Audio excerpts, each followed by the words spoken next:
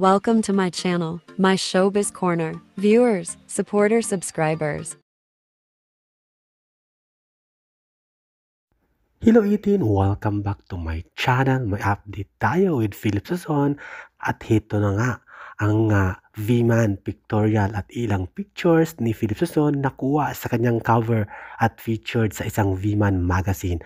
Ang V-Man magazine ay isang US-based, Asian-based na magazine kung saan ito nga sa Southeast Asian ay covered first time itong si Philip Sazon at super stunning, super amazing at syempre guys, realistic at creative ang naging post o postura o itsura.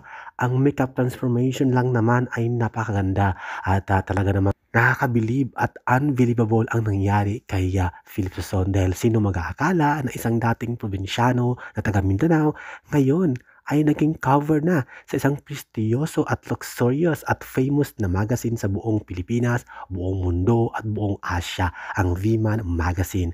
Congratulations, Philip Sazon!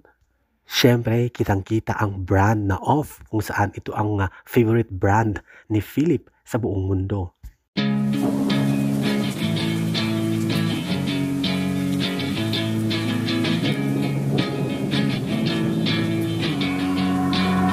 Yeah, I will always be a warrior.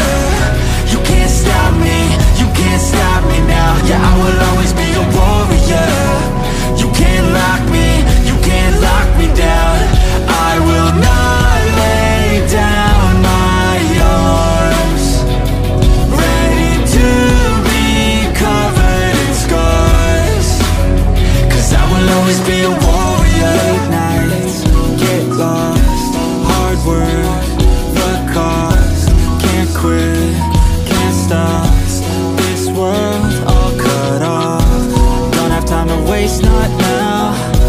Need to find a way to get out. 'Cause I'm gone in deep. Get lost in the weeds. You know it's all about the conquest. What's next? You gotta put the work in like you're obsessed. Think about what you want, what's your future? What kind of person would it take to seduce her? So what's next? Be obsessed with winning and your success. Make progress, this life is never promised. So feel blessed, live life, don't be too cautious. Trust the process.